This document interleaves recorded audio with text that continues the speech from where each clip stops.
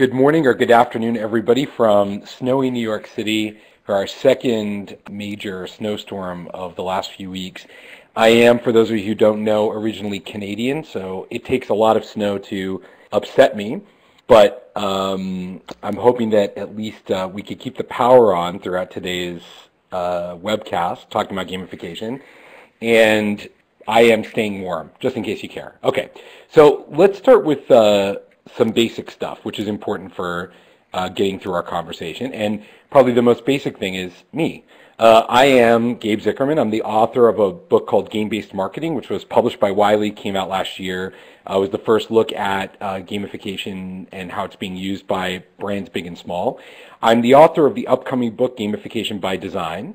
I edit the website gamification.co, which is the main website for gamification-related info.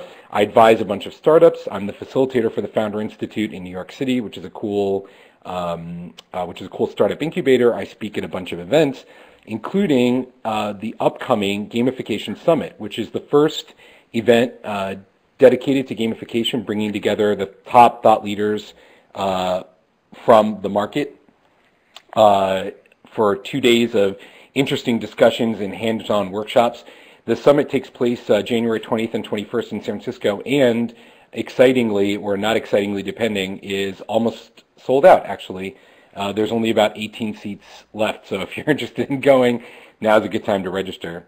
I'm also going to be speaking at Web2 Expo, which will take place in San Francisco in March.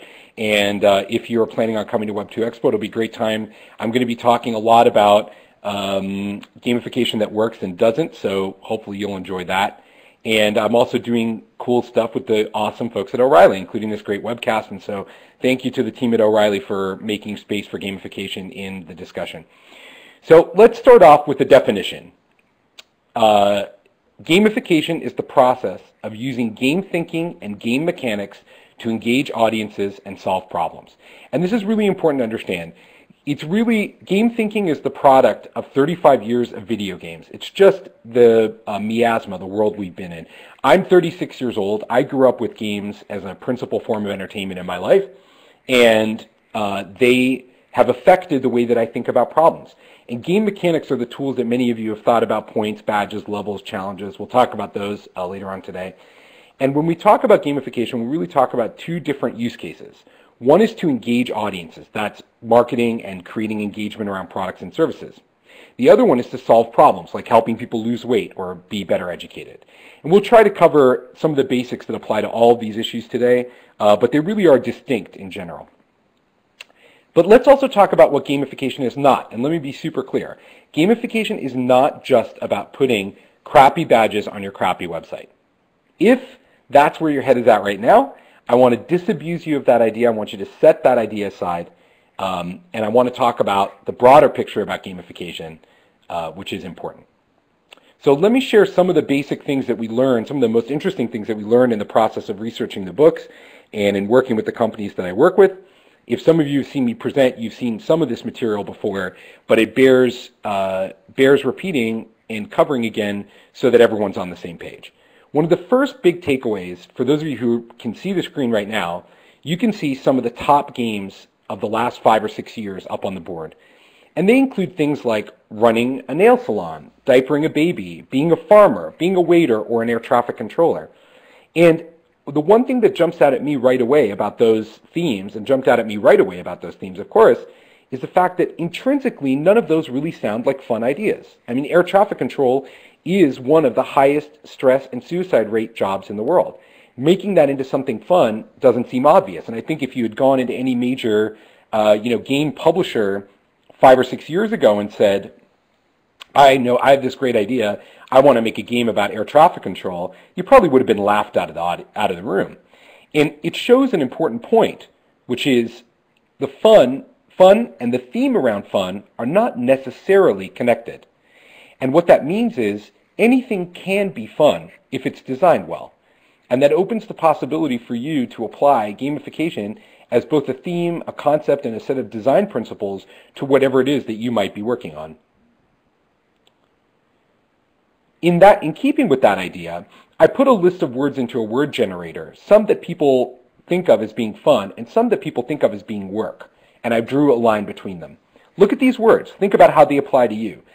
Do you see these things as being completely discrete? Are they completely separate? I mean, I know when I was growing up, my mom always told me that I had to do the things down below before I could do the things up above, right? But I think that that line is purely arbitrary. There's no reason why, if I can make cake and broccoli have the same nutritive value, so I can make broccoli taste like chocolate cake, there's very few scenarios under which a busy parent and certainly a working parent wouldn't choose the broccoli cake over the fight with their kids over broccoli. And that portends one of the most important things about the gamification trend overall, which is that we're really blurring the line between fun and work for the first time in civilization.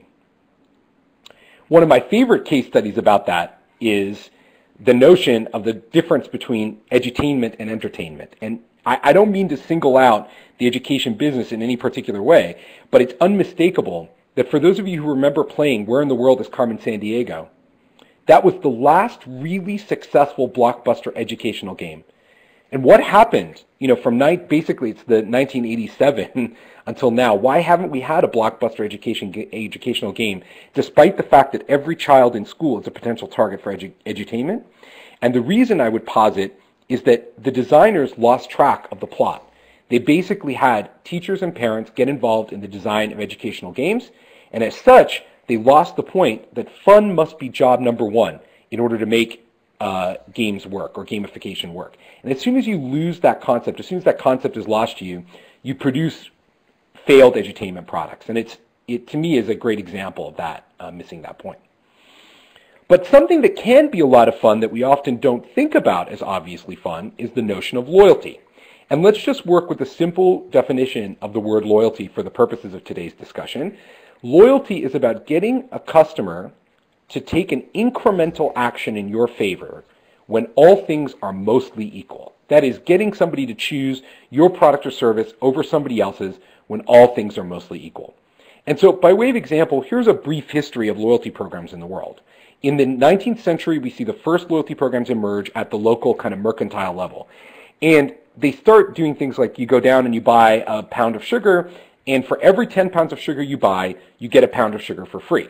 Now, for those of you who buy coffee or shop at local merchants, you'll realize that that buy 10, get one free modality continues to be the principal dominant form of loyalty program in the world. It accounts for over 95% of all the loyalty programs in the world. Buy 10, get one free. And that remains the only real model that we see until about the 1930s, when a company called S&H innovates the S&H Green Stamp. And this was a program in which you went to participating merchants, and for every purchase, you got a certain number of little green stamps. You took those little green stamps home and you put them in a book, and you saved them up until you had enough to redeem for merchandise. What was really interesting about S&H was that they realized that if you introduce a virtual currency in the mix, you have complete loss of understanding among the users in terms of what the loyalty program is worth. So I used to know that 10 to 1 meant that for every $10 I spent, I got $1 for free. Now, or $1 worth of item for free. Now, with something like S&H Green Stamps, I can no longer keep track of that ratio. And that means that for every item I buy, I have no idea what I'm getting in terms of rewards. It's a very powerful understanding that continues to be used today, especially by social game companies. This remains the dominant form until the 1980s. In 1981, when American Advantage launches the first airline frequent flyer program. And in doing so, Advantage unpacks one really interesting realization, which is that loyalty programs are not actually about redemption at all. They're actually about status. And for those of you who have tried to use your frequent flyer programs at peak times, like to go to Europe, for example, in the summertime, or to go to Miami from Europe in the wintertime, you'll know how hard it is to redeem your points. And that remains the dominant model until just the last few years, when purely virtual programs, purely virtual rewards programs like Foursquare and Farmville emerge, in which the notion of actually redeeming these points for anything in the real world is completely dispensed with. Completely dispensed with. There's not even the idea of being able to redeem your points for something in the real world. And that's a really interesting notion. And what does that really mean in practical terms? What it means, and probably the most important thing about loyalty programs, is this tremendous effect on the cost and value of loyalty. So on one hand, the cost of delivering an incremental unit of loyalty to a consumer is dropping precipitously. It was, for the bulk of time, about 10 cents on the dollar, right? Buy 10, get one free. And now, as the rewards become virtualized, it's increasingly approaching zero. At the same time, loyalty is becoming a public choice. So it used to be that when I made a loyalty decision, one product over another, one service over another, I made that decision privately. Now, with the introduction, with the social graph, those loyalty decisions are public. And so if you're not in the decision flow, if you're not in the, let's call it, the loyalty data stream, then you're not actually being seen by users. Which brings me to an important mnemonic that I talk about often in gamification design, called SAPS: status, access, power, and stuff. This is the order in which, this is the order of rewards in a very convenient way. It shows you the rewards that people want in terms of most sticky to least sticky, and also cheapest to most expensive, which is pretty convenient for you. And I'll just briefly walk through, what they are in a nutshell. Status rewards are things that give people status in the world. Access rewards are things that give people access to special things that they otherwise wouldn't get. So for example, if you're a Guilt Noir member, that is someone in the top 0.1% of Guilt shoppers, you get an extra small amount of time on every sale before everybody else gets in. An access benefit can also be something like an actual lunch with the management of a company or a reporter. So for example, if you were designing a reward scheme for good commenting etiquette on a blog or newspaper site, an access benefit might be the thing that users most want. They might want an hour, a lunch with a famous reporter. Power is the type of benefit that a user gets where they have control over other people in the world that they engage in. A good example of that is something like moderator privileges on a forum or board. We were talking about BBSs earlier in the chat, and you might remember that in most early forums like BBSs and now bulletin boards, some people are given moderator power. It's not always just the owner of the site, and they earn that moderator power through a series of actions, and then that power becomes a serious benefit that they view as a real reward. And stuff, and this is really important. I want to highlight this point. I want to be really clear about what I'm saying here. It's not that people don't care about free things, okay? It's not that giving people free stuff as a reward is unimportant. What I'm saying is that stuff is less important in the long term than status, access, and power. And status, access, and power are both more powerful at creating long-term engagement with users and also substantially cheaper. When you give somebody something for free, like a free piece of pizza or a free cup of coffee, they're engaged with you only for as long as it takes for them to redeem that free thing. After the redemption loop is over, they're on to the next project. And a lot of that material is in the sort of operant conditioning, kind of Skinnerian psychology. So, asks the question, this of course all begs the question, what's status worth? And I've actually revealed the numbers here for you, but these folks on the board are two winners of major fourth season game shows on television. The woman on the left is the first person to ever beat the show Deal or No Deal. And the guy on the right, Christian Siriano, was the fourth season winner of Project Runway. It's obvious when you look at Christian Siriano, who's intended to be a fashion designer by winning Project Runway, that $100,000 is not sufficient to start a fashion line in New York City. That's not actually enough money to play with, to do the thing that he's supposed to be able to do with the reward. This highlights, again, the point that if your experience doesn't have a status benefit, you can compensate for it with more stuff, right? You can give somebody more stuff if you don't have status, access, and power. But it becomes more expensive quickly. And that's one of the key things that I want to point out. And I sometimes say this rhetorically, I guess it's always rhetorical, but I say this rhetorically to people. If you have $10,000 checks to hand out to users to get them to take an action for you, then by all means, I encourage you to write your users $10,000 checks. My guess is that you're here because that's not something that's at your disposal. So when we look at at a system for understanding all of this, putting it together, we think of this notion called the gamification loop. At the heart of the gamification loop is a point system. And point systems are important not just for the end user, but also for the designer of an experience. Behind everything is a point system. One of my favorite examples of this, of course, is cash. Cash is a big point system, right? Your bank balance is to many people, probably most people in the world, the most important and obvious point system that they can think of. But it's actually very difficult to share your cash balance with someone, right? It's very hard for me to say, oh, look, I've got $3,000 in my bank account, or I've got, $1,200 in my bank account. So instead of actually telling you my point score, I buy things that tell you what my point score is. They represent or totemically explain what my point score is. So at the heart is a point system, but it's not always obvious what the points actually are. And so in that example, it's things like the car I drive, or the clothes I wear, or the home I own, or where I vacation, or where my kids go to school, that tell you how many points I have. And in many ways, in the gamification loop, the challenges, win conditions, leaderboards, badges, social networking are all parts of a system that help us drive user engagement. One of the psychological tools that we use to look at them, and there's actually there's many different things from behavioral economics and psychology that we bring to bear when we think about gamification, is this notion of Bartle's player types. Richard Bartle's a famous researcher, was one of the first people to look at why people play games. And he came up with this notion, this 4 concepts of why people play games. These are player types. And before I dive into them, I just want to make a couple of things clear. Number one, Bartle did not design a personality inventory. This is not supposed to be a definition of your personality, though increasingly with game thinking, it strikes me that it actually would make a pretty good one, like the MBTI, the Myers-Briggs type indicator. And two, that these are not fixed or immutable types. This is not like you are 100% killer, you are always a killer. These are things that are flexible and flow depending on the experience and the user. So let me briefly tell you about them. So achievers are people who like to achieve. And the challenge with achievers, and there's 2 parts to this challenge. One of them is that, very simply, in most experiences, not everybody can achieve. It's very, very difficult to design a system in which everybody can be a winner. And that creates a natural problem in designing for the achiever. Moreover, you are not normal. Those of you listening to me today on this webcast, only about 10% of the population score really high on the achievement scale.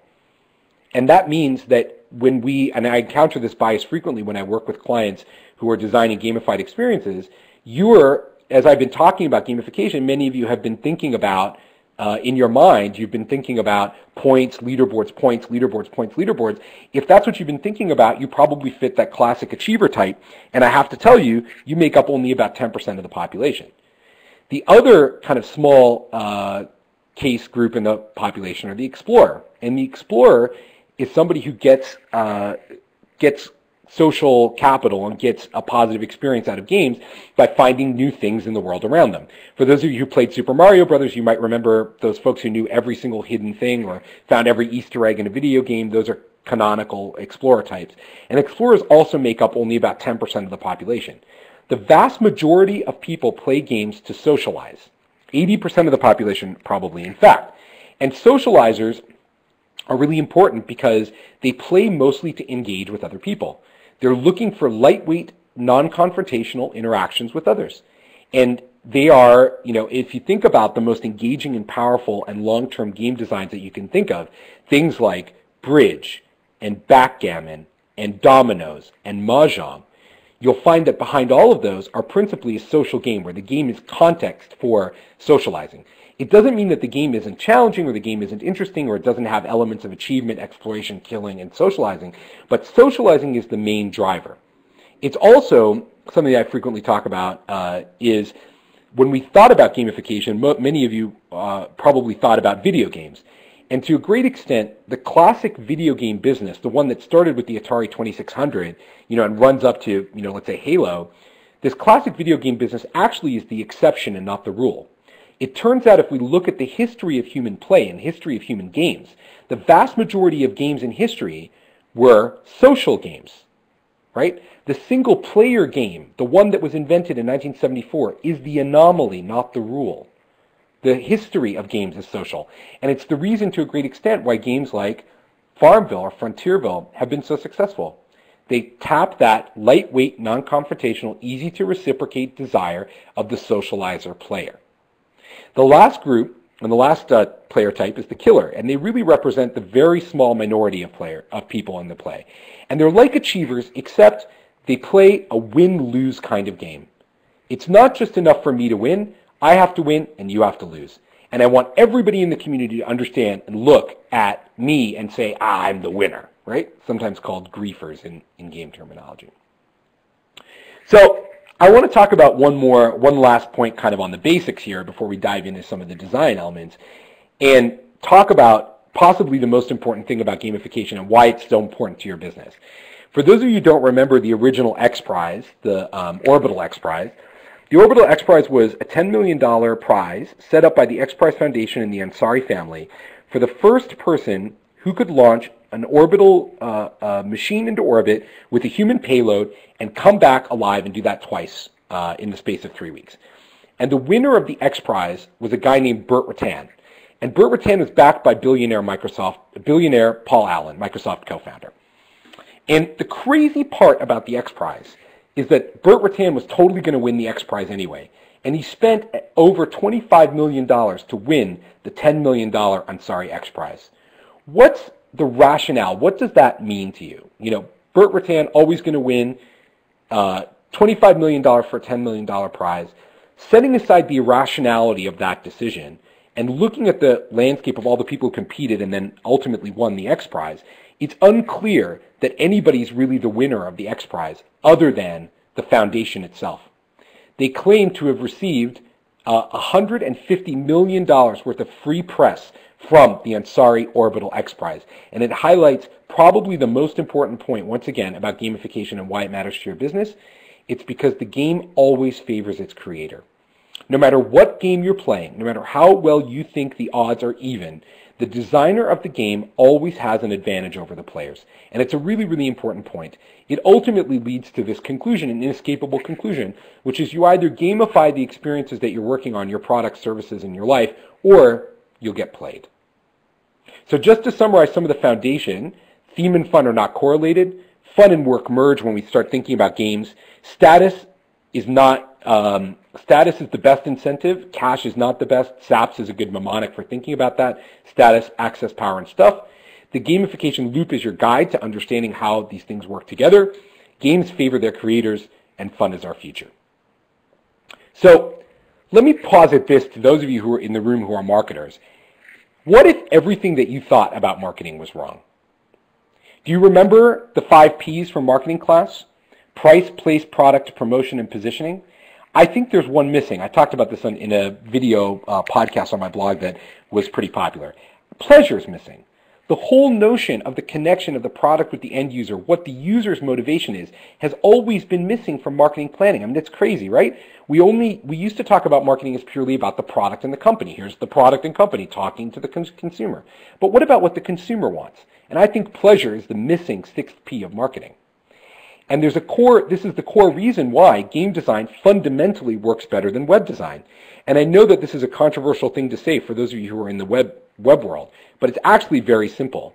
Games are fine-tuned to produce a pleasurable response in an end user.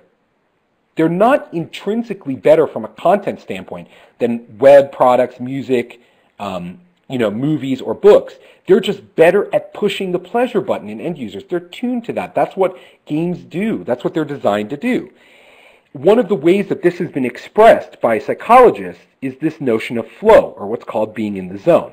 This is from important work from a researcher named Csikszentmihalyi, and actually that's the proper Hungarian pronunciation, which is always funny for me as a Hungarian speaker, called flow. And the notion is when a user operates in a zone between anxiety and boredom, so between anxiety and boredom, there's a place called flow. And in that place, you completely lose sense of time and place. You are one with the experience. And for those of you who've had this experience, maybe it's cooking or washing dishes or cleaning up or playing a video game or going to a casino, you'll know how powerful flow is. You're in the middle of the game and all of a sudden, boom, you pop your head up and you're like, wow, 3 hours just elapsed. I can't believe it. Flow is really super important. And designing for flow is what game designers strive to do. It's what makes them better than other kinds of designers and engaging users. They're trying to get people into this zone of flow. And the zone of flow is really super important. It points out the important power of games. And just to reiterate this for you and show it to you in a different way, games enable us to get people to do something that isn't immediately obvious that they want to do in a predictable way without the use of force. And in many ways, this suggests that games are the most powerful force in the known human universe. It's things you don't necessarily know you want to do in a predictable way without the use of force. Consider the implications of that. I can use sex to get people to do something that's fundamentally not obvious to them, but it's extremely unpredictable. And I can pull a gun out on somebody and tell them to do something that I want them to do, and they'll generally do it, but they tend not to like it very much. Games are the only thing that get people to do this, take these actions in a way that's not forced, and it's part of the reason why people are so interested in the use of games for things like helping folks lose weight or exercise, because it seems like all the other levers that we've had to date to use to get people to do something that they don't necessarily want to do don't work nearly as well as games. And this is a powerful tool in the hands of a marketer or a product designer. So let's take a look at some of the design opportunities and challenges that the psychology of games, that the history of gamification presents for you as a product designer. And I want to give you some really tangible things that you can take away from our conversation today and begin working on and thinking about in your implementation going forward. The first one are points. And for those of you who know me, I like to try to work Keanu Reeves' image or reference into every presentation. This is my new thing. I'm trying to give back to Keanu for all he's given to us. So I get 50 bonus points just for getting to this point. So the first thing about point systems, and I just want to start with this. If what you were thinking about when I said point systems was redeemable points, so points you could redeem and turn into other stuff, I want to disabuse you of that. Redeemable points are not the principal point system you need to be thinking about. You need to be thinking about XP, or what are called experience points. And for those of you who've played games, you've seen experience points before. They are a simple point system that takes into consideration everything a user does, assigns a value to them, and moves up. So what differentiates XP from redeemable points in general is that XP rarely goes down. It can be reset, but it doesn't go down. You don't redeem XP for something. And XP is important not just for the end user, XP is important for you as the designer. By understanding XP, by assigning a point value to everything in your system, you know how much stuff is worth. So one of the main exercises that I always have my clients or partners do when we start talking about gamification is I have them do a simple point exercise. Write down the top 5 things you want your users to do in an Excel spreadsheet. Create a profile, add a photo, invite some friends. And in column B, put down how much each one of those things is worth. Don't worry about what the point system's values are. Just write down the point values of each one of those activities. What I want you to pay attention to when you do that is not the absolute point value, but what the relative point value is of each. So, is inviting a friend to your site worth 4 times posting a photo? Is it worth half of completing a profile? What's the relative value of each one of those things?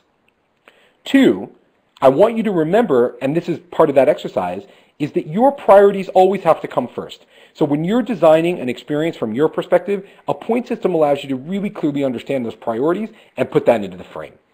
And on that note, reputation systems are pretty important.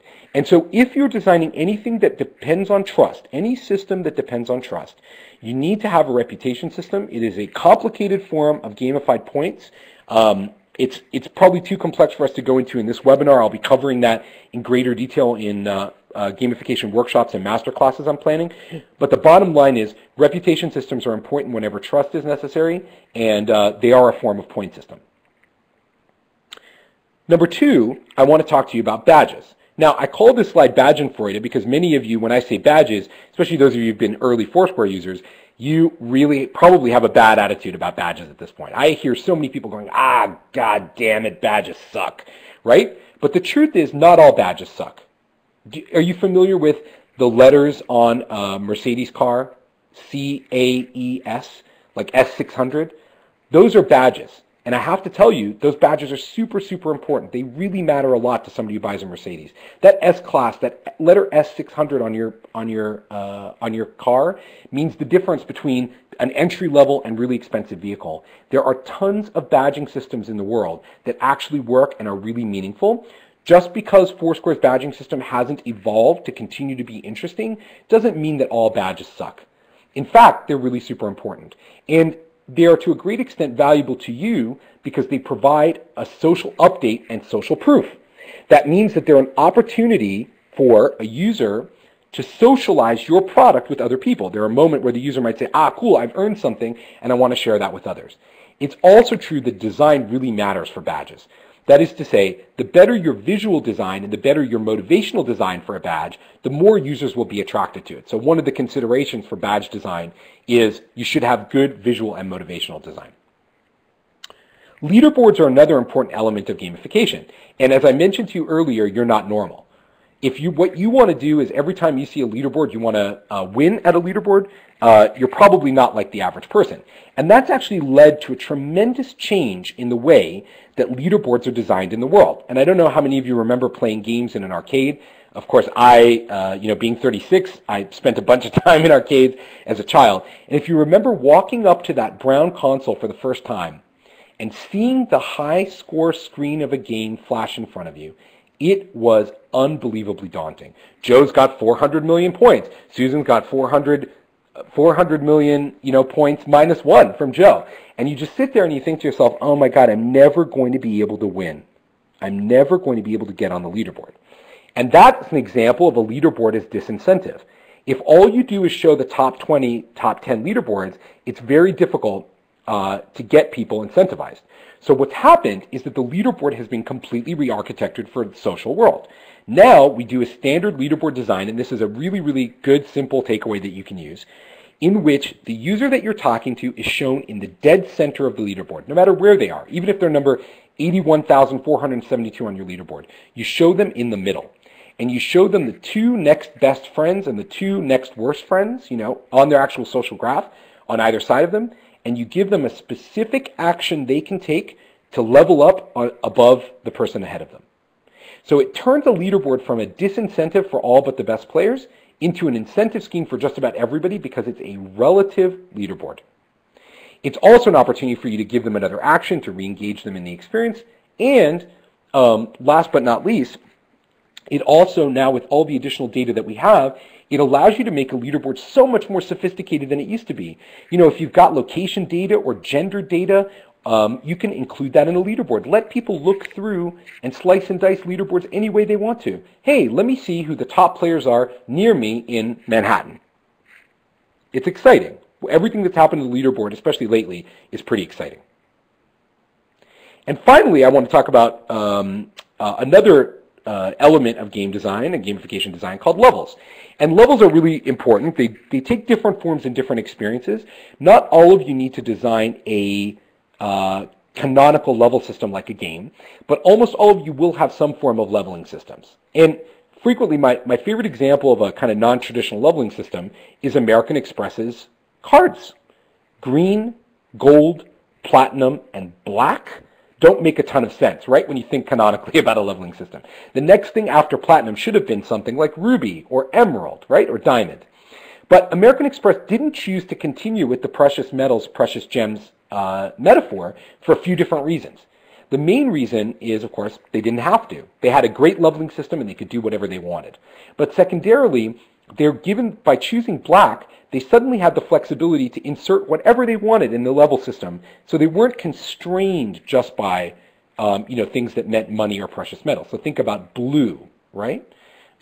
This allows them to have all these different levels, and it's an important thing for you guys as well to be able to think about when you design your levels. Don't get caught up in doing a leveling system that necessarily corresponds to something in the real world that you think matters. I'll tell you a funny story. I was talking to a software company that deals in investors, and they basically make a platform that helps investors, invest in companies.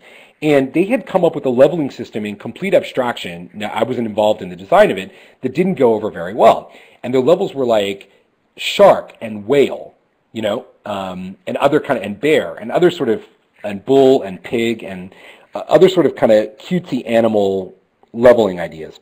And when they presented that to their audience, who were mostly 50-something rich white men, they got kind of laughed out of the room, and they had to drop the leveling system from the design. And I was sort of having a conversation with them about why the leveling systems, why that didn't work, and what kind of advice I could give them. And I said, well, I think that you were trying to be too cute for your audience, right? I think when you think about that, okay, whale and shark and bull and bear and pig are all terms that are used on Wall Street, but when they're actually represented as the animals in the context of an experience for investing, I just don't think that's going to go over well with the audience. I think you could come up with a metaphorical representation of the levels that isn't quite so cutesy, that makes sense. And of course, I said right away, it's a green, gold, platinum, black would have worked really super well. So I merely tell you this story to illustrate a point, which is you don't have to be literal and you don't have to be canonical. You can come up with a leveling system that is engaging and works for you and matches what your audience thinks matters. And these are other important points for you about levels. Testing levels matters. Game designers test levels a lot. Level testing is one of the hardest things to do in games. It's not going to be something that you get right on day one. You're going to have to tweak where your levels are. Eventually you'll learn. A good example of that in the real world is United's Mileage Plus program, which I talk about a little bit in game-based marketing. For the longest time, there was this level called million mile status. And when they designed Mileage Plus, they didn't think very much. They thought 1,000,000 miles was like insane, right? And who would ever reach 1,000,000 miles? I mean, that's a crazy amount of flying. So they never thought about what happened after 1,000,000 miles was reached by a user. But by the mid-2000s, with 25 years under their belt of the program, they started to realize that after a user levels up past 1,000,000 miles, they tend not to be very engaged with the game anymore, right? So they had to think of other things to do beyond 1,000,000 miles. Because if you get to the boss level, if your level design doesn't contemplate an open-ended design, you potentially end up getting screwed. So, for lack of a better word. So one of the things I want you to think about as you're thinking about your levels is don't lock yourself in to a fixed design in whatever it is that you're designing. Don't create the top level in your system such that you cannot extend it beyond that point. So some of the other design elements that I get asked a lot about, and this is one of the most important and powerful things about gamification, is what we think of as the first minute. Another term for this is called onboarding. So casual games like Bejeweled and Diner Dash, are experts at this notion of the first minute of the game experience. And social games have taken a lot of the cues from these as well. And this is really super important. We used to think about this idea that we could bring people into an experience like on the web over time and get them to be engaged, but actually turns out that the first minute is literally the most important time for a user's experience with any product. And games understand this better than any other particular experience. And so onboarding with games onboarding, if we're using the game metaphor, needs to take a few different things into consideration. So the first minute matters. In that first minute, we want to show users something of increasing complexity. So that is, we don't want to dump the whole system's complexity on them at once. We want them to learn complexity. And this is most important, we want to start rewarding users almost immediately for the actions that they take. That is, we don't want to kick rewards down much past this first interaction. So let me show you a couple of things from onboarding. This is the first experience of Frontierville. Howdy, they call me Frontier Jack. Let's start by digging up the grass with the yellow arrow pointing at it. Now, it might not be obvious to you, but the user at this moment in time in Frontierville is completely railed in there in a very small sandbox. They can do very little with the game. It's what we used to call the tutorial level, but now it's just seamlessly level 0. The instruction here in the onboarding experience, everyone, I just want you really to focus on this. The instruction in this onboarding experience is absolutely, positively foolproof. You cannot make a mistake at this point. You literally cannot, right? Anybody can do this. And so the way that this is designed is as soon as I click on this yellow button and I dig it up, the game says, cool, yay, you win, awesome. And then it presents me with another little challenge which reveals some complexity, and then just one more challenge which reveals a little bit more complexity, and then yay, you win. Won't you register? Right? So the pattern is small challenge, reward. Increasing challenge, reward, register, invite friends. And this, what we think of as AR pattern, or AR pattern, is the basic pattern that social games use to get users engaged. So it's small challenge, reward. Right? And this is really powerful. You can bring this to any kind of design. It ensures that users understand the complexity, they're immediately rewarded, they're engaged with the process, you're bringing them in. Let me give you an example of one that doesn't work well, which is Google AdWords. I think Google AdWords, frankly, there's no other word to describe it, and so I apologize if you find this offensive. Google AdWords is a shit show. I am a long-term, hardcore user of Google AdWords. I am an expert at using Google AdWords. I still don't understand 75% of the stuff that's on the page. It's one of the only experiences in the world in which I'm literally set up to fail, right? I'm set up to fail. I'm going to come in, they're going to present me with just an unbelievable number of options, and I'm not going to be able to win. I can't win. In fact, not only does it not meet the criteria for immediate success, it even has this terrible kickdown for feedback loop. Think about how long the feedback loop takes on Google AdWords, right? So to Google's credit, I actually said this when I was at Google, and I've said this a few times, and the Google folks are all really keen to find out how they can improve stuff. But the truth is, Google AdWords is a terrible experience at onboarding. Too much complexity, not enough positive return. Lesson number 2 about this from games on the upfront experience is first give, then get. This means that you want to offer users something of value immediately when they arrive at your site. Don't wait for them to register before you give them something of value. Give them the opportunity also to personalize and express their preferences early on. Then invite them to register. Not register first, then preferences and personalization, right? This is another important lesson from games. So, by way of example, this is a site called congregate.com, and Congregate has tens of thousands of Flash games that you can play.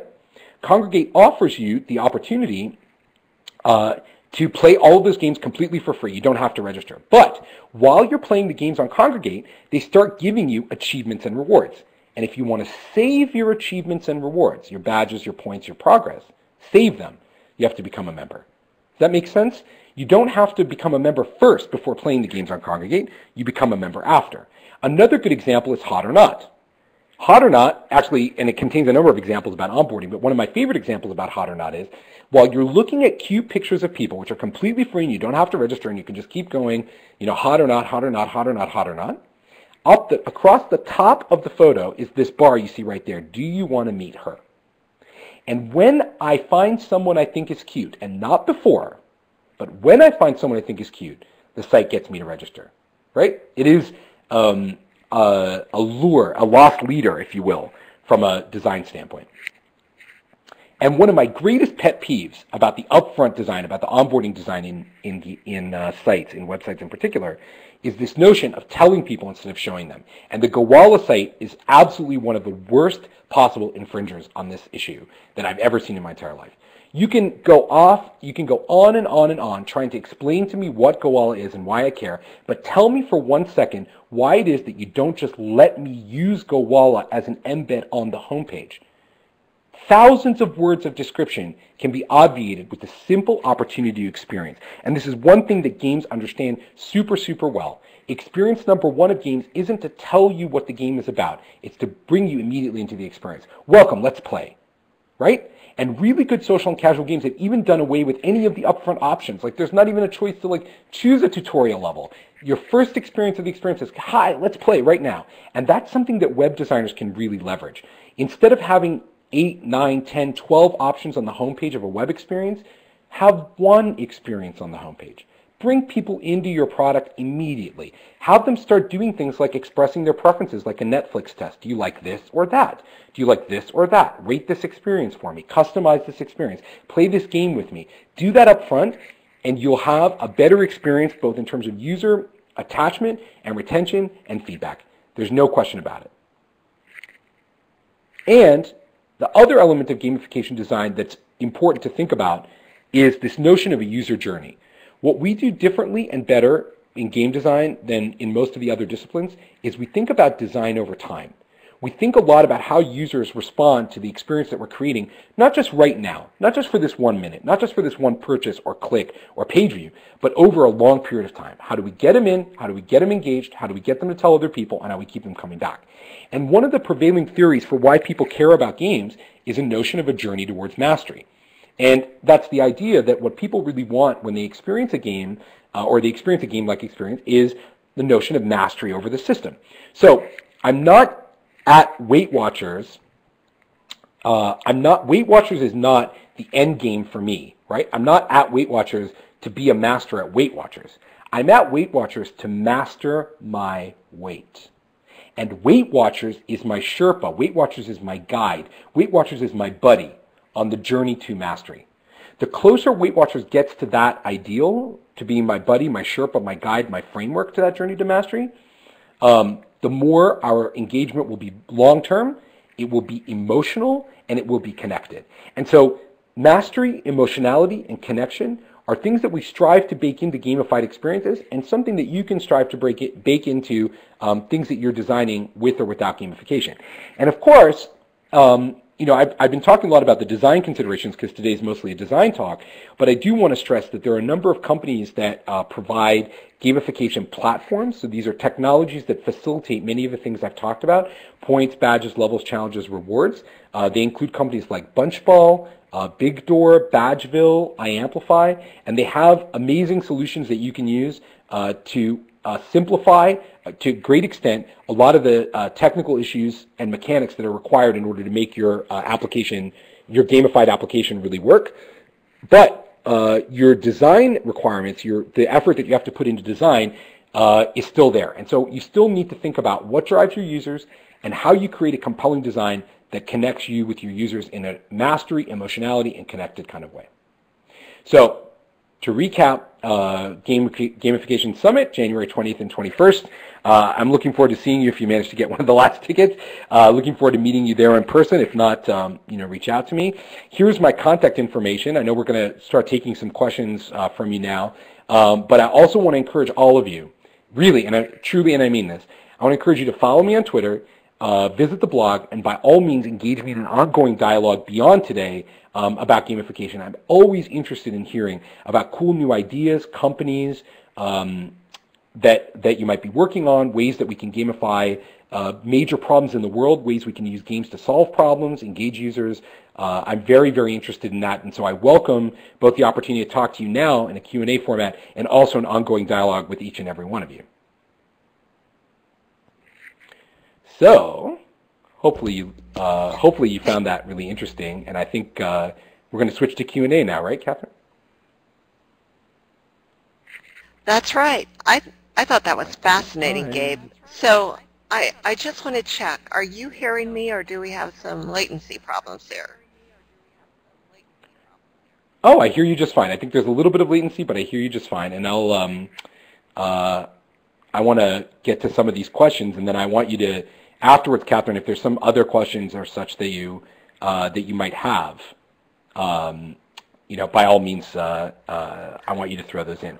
So I want to take the first question I want to take is from Ian Skolnick. The question is about how Facebook login changes the order for registration. I think that's a great question. To a great extent, Facebook Connect makes it much easier to take a user's registration than ever before. And also to a great extent, that Facebook registration, Facebook Connect, gives you social graph data, which can be useful to your experience.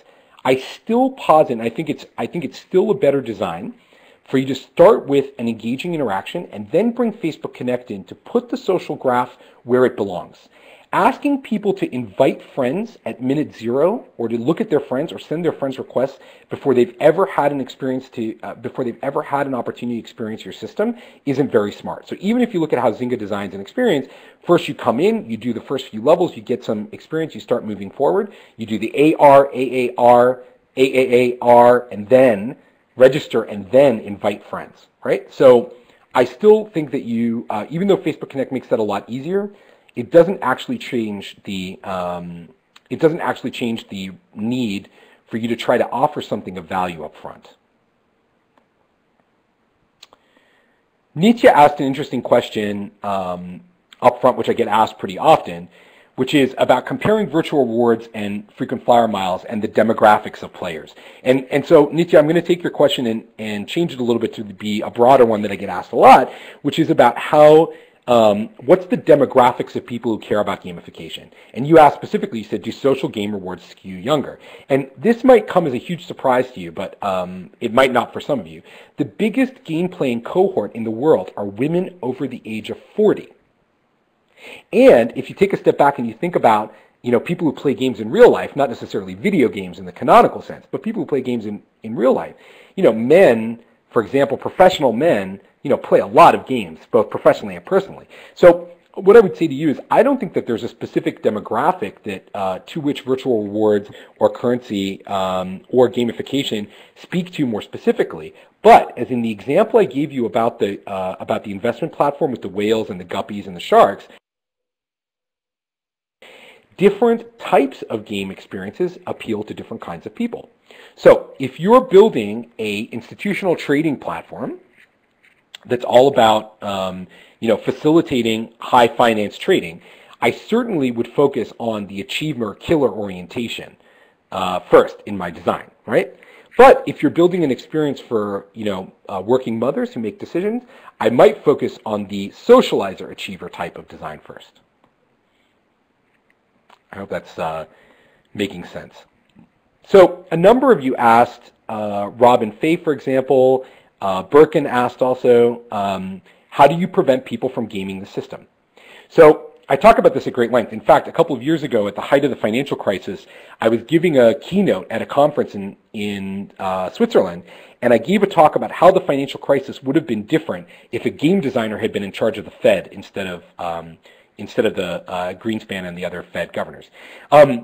I think that one thing that game designers know that by and large economists refuse to acknowledge is that if there's any value to be had in a system of any kind, people will try to game it. They will try to play that system to extract value. And so no game designer would ever assume that a system could be truly self-policing, right? And if you think about real life, our society is not self-policing. So game designers understand that, and so they design systems that use a combination of self-policing, but also smart admins and sysops. And so a couple of key things that you can take away from a design standpoint, just want to give you some tangible takeaways about gaming the system. Here are the tangible takeaways. Number one, you need to have the ability to roll back transactions at any time. So your terms of service and your technical design need to allow you to at any time say, whoa, something weird just happened there. I'm going to pause this game administratively. I'm going to watch what people have done. I'm going to do my investigation, and I'm going to undo that transaction if and when I want to. And it's my say is final. That's number one. Number two, use the SAPS metaphor that I talked about earlier. And in this case, I'm talking about access and power benefits and status benefits to get moderators and sysops from your community to help you moderate and create opportunities for your end users to moderate your system. And the number three, and this is my most important point to you, as you're setting out on a path to design a gamified system, do not over-concern yourself with people who might try to exploit you on day one. It is not the most important thing you need to consider. It's a consideration. It's something you have to think about down the road, but it's not something that on day one you need to design your whole system around, protecting yourself against gamification, I would say.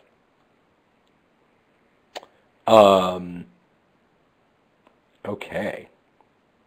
Let's talk about some other things. So for example, I got another kind of interesting question from Venus Picard. What has been the experience of using gamification with traditional marketing organizations? So I'll tell you a funny story about how this is being received in the real world, right? Obviously, we're about to sell at the Gamification Summit. The topic is really hot. Hundreds of you are here today to listen to have this discussion and join our forums and come to the summit. So clearly, this topic is gaining a currency and gaining a life of its own, and obviously, it's a hot topic. But I'll tell you that recently, I was in helping a major publisher, and I won't name names, but it's somebody you would recognize, and we were talking about how to help them move into the new sort of generation of media content creation. And specifically, we were talking about this idea of comment killers. So remember my Bartle's chart, the killer, achiever, explorer, socializer. So one of the best examples of killers in the real world are people in comment threads on blog and media sites. And all of you have experienced this if you've been on any site like TechCrunch or whatever. Somebody posts an article on TechCrunch, blah, blah, blah, this product's awesome.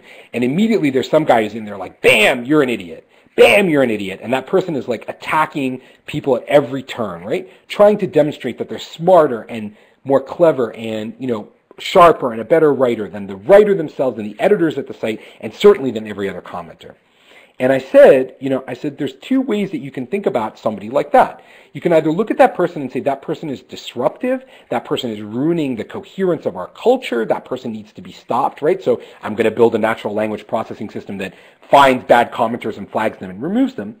Or you can think like a game designer thinks and think of that person as your most engaged customer, right? What they're expressing to you is an incredible level of engagement. They're just expressing it in a bad way. They're expressing their energy, excitement, enthusiasm in a way that's destructive instead of constructive. So as somebody thinks about gamification, human factors design, what you need to do is you need to take that person and put them on rails. And not Ruby on rails, rails, like a train. You need to put that person on rails and channel their energy in a positive way. So back to SAPs. I think that those people are really looking for acknowledgement and recognition that they're smart. They want the reporter, they want the editor, right, at the Wall Street Journal, they want Walt Mossberg to go, you know what, dude, you're awesome, and actually, frankly, you should be reporting on tech issues for the journal, right? That's what they want to hear. So what you need to do is create an incentive system that encourages them to not only give comments, but to give positive comments. So it's not just, so the person who gives the most positively reviewed comments in a year gets lunch with Walt, right? Or gets an op-ed. I mean, how hard is that? How much does that cost? It costs very little. It actually costs less, to be honest, than designing a natural language system to block that person. And it costs less than the drama of having to deal with people saying, hey, wait a minute, you flagged me out because you didn't agree with my politics and now I'm no longer, on the site, blah, blah, blah. It's a less costly solution. It's a more positively facing solution. And we're not going to get 100% of those commenters to start giving us good comments, right? That's not going to be the outcome that we get here. But what we are going to get is some percentage of them to become positive actors in our community. And some percentage, my friends, is better than none. So that's that, I think, to me is the essence of that discussion. It's it's really about an incremental approach. It's about creating engagement, and it's about channeling people's energy in the way that you want them to channel. So I want to take one more question, just being mindful of our time. So one of the questions actually that asked by Brian Chu, he asked about how the things that we talk about here, how the things that we've talked about today apply to the rest of the world. So, and I think I'm just going to infer, Brian, that you mean how does that work in different cultures in different countries. And one thing that I think is super fun and awesome about being involved in gamification is that games are universal. Every culture loves to play games. Every age group loves to play games. Everybody loves to play games. We all like to play different games. And we play them with different intensity, and we play them with different people, and we play them for different motivations and different reasons. And we've talked a little bit about motivations, and there's a whole bunch of great work on motivational design and theory and all that kind of stuff. But fundamentally, we all love to play, and we're all intrinsically playful people. And so as you start to look at, some of these gamified systems and how they can change user behavior in different parts of the world, consider that different kinds of games are interesting and different sorts of rewards are meaningful and motivational, but nonetheless, there are opportunities to do this everywhere in the world. And, one of my favorite examples, because it's often brought up, is, what's the Asian experience? And, I think, and I don't actually have the study citation in front of me, but actually Asia is one of the most the highest game playing penetration, the highest casino gaming penetration, and the highest loyalty program adherence penetration region of the world. And so to a great extent, Asia provides us with unique opportunities probably to introduce systems here that cross the line maybe between virtual and real, and to do even more exciting gamified things than you might imagine. Dave Anderson, by the way, asked, and I think you're not the only one who asked what the platform companies were that I mentioned. So just to repeat for you, the platform companies that do gamification are that I mentioned today were Bunchball, Badgeville, Big Door, and iAmplify. So you can find those companies. They're all listed on gsummit.com on the Summit's website, so it's an easy way to find them. And maybe we should take one more question. I think we've got one more good question in here that we might want to take, and then it's going to be the end of our day. So I think Nitya asked another kind of interesting question here, which is about the use of avatars versus real life. So, and this is a kind of meta question for those of you who've been following ideas like the singularity, cyberspace, virtualization, avatars, 3D worlds. I think one interesting thing that's happened as part of the broader forces that influence gamification, which include things like social games and also the social graph, is that to a great extent, we've actually come into the world where we have an avatar. We have a real, live, actual avatar that we care about and that matters to us, but it's not what most people had thought it would look like. It's actually a 2D avatar, and it's that strip across the top of our Facebook profile. It's the photo that gets carried with us on Facebook, and the basic data that's associated with it has, to a great extent, become this avatar that's carried with us. So for most of you, especially for those of you who are working on products that require any degree of social trust whatsoever, you're strongly advised to use a real-world avatar system. So probably Facebook Connect is the easiest one, and to represent users with their real-world identities. If you're designing something that's a fantasy play environment, which is probably not what most of you are doing, because gamification, let's be honest, is very similar to the idea of nonfiction gaming. I often think of it as it's gaming in the real world with your real money, your real stuff, your real friends, your real life, right? So most of you are not thinking about fictional stuff, but if you are thinking about at least somewhat parallelized or fictional things, avatars are at minimum a great way for you to get people to spend their virtual currency. So you can build a customizable avatar system like you might see on traditional games like OMG Pop or Farmville, and that's a great way to get people to redeem their virtual currency with you. But otherwise, I would say that most of you are probably going to be working on, real-world avatars, and so to that extent, Facebook or Twitter identity is probably the thing that you need to work with.